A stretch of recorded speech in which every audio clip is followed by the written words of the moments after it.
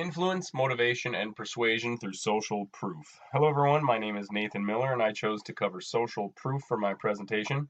I hope you find this both entertaining and enlightening. I'm going to start by covering the basics of social proof, what it is, why we need to talk about it, and how it is best utilized in the real world.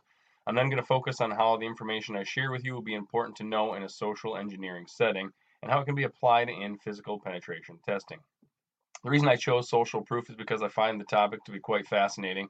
It's truly remarkable how easily one person can influence another in the area of social proof.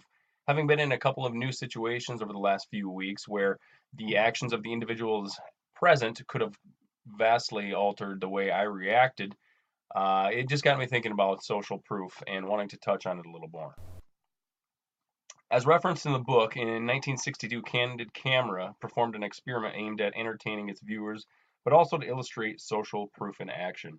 This experiment was based on the work of Solomon Asch, a social psychology innovator and the creator of the well-known Asch experiments of conformity. Asch conducted these experiments to illustrate how people could be influenced by others through social proof, as well as expand his theories of conformity. As we see here, an elevator is used to demonstrate how a crowd can influence a single target.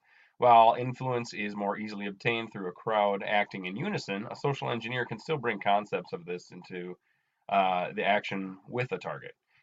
Interestingly enough, follow-up studies in recent years have found that the ease of conformity that Ash discovered in the 50s has diminished in subsequent decades. The sweeping changes in civil rights over the last 70 years, as well as social media and the access of information, has changed the acceptance of individuality, making individuals more likely to take a stand for their own preference or ideals, which only drives home the point that social proof should be used in unison with many other topics covered in the book.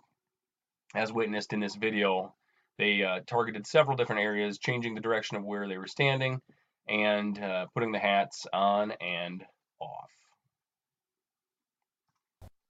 What is social proof? Social proof is a psychological phenomenon in which people look to others for insight into how they should act or behave.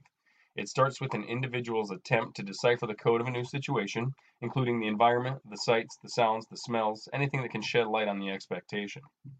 It's an assessment of the individuals a person will interact with, how they are dressed, how do they act, what is the situation, are we in a meeting at work, or is this a leisure activity in the community? A person makes instantaneous and progressive judgments about a situation as it unfolds to determine how they would fit into this new encounter, and hopefully how they will avoid looking silly in the process.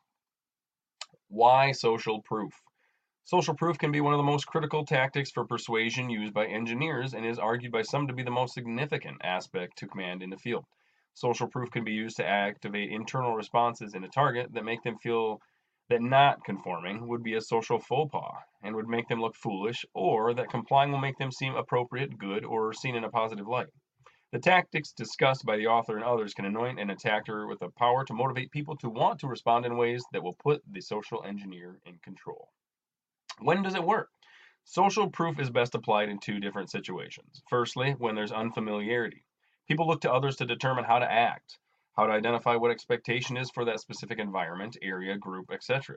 Think back to a time when you went to a new gathering with new people in a new situation. How did you act? How did you decide how to act? We all look around for clues to the expected behavior in uncertain situations. The second area where social proof works well is the area of similarity, where there is common ground. People tend to identify with others like them and will in turn act like those that resemble themselves or things that they stand for.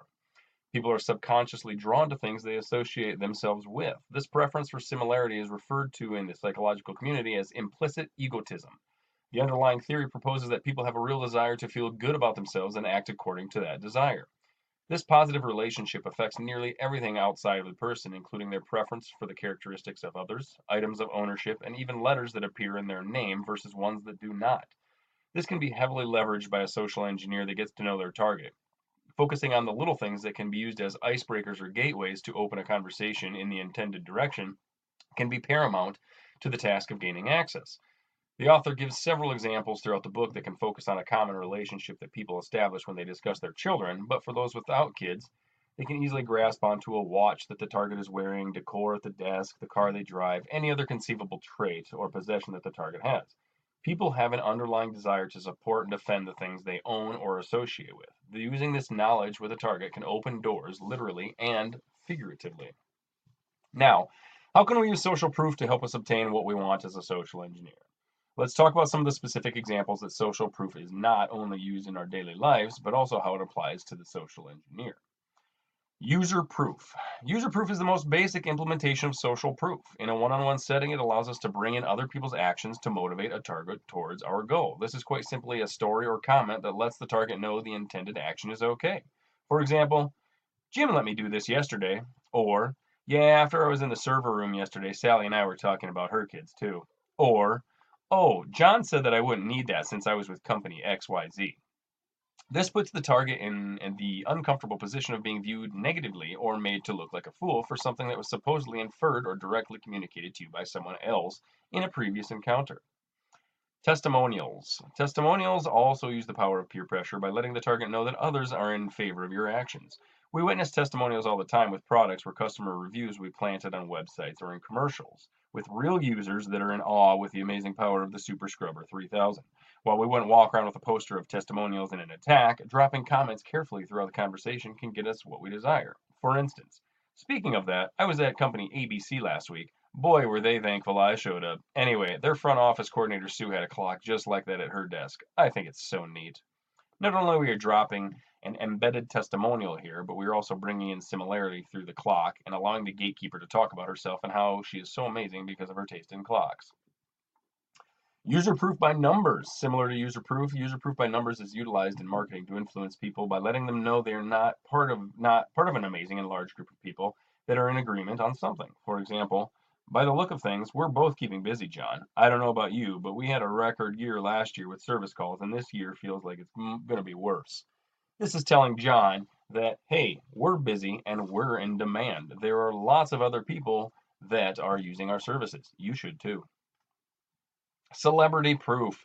Celebrity proof is proof with a bang. Not only we are using or communicating that our service, target, or product or action was used or allowed by someone else, the person that allowed it was a pretty big deal, making the target want to fall in line with them. While dropping an absurd name into a conversation would likely be strange, this example can be leveraged within companies by referencing a superior officer. Indicating that you spoke with someone high in command regarding the appropriateness of an action could go a long way in getting the target to conform. Expert proof.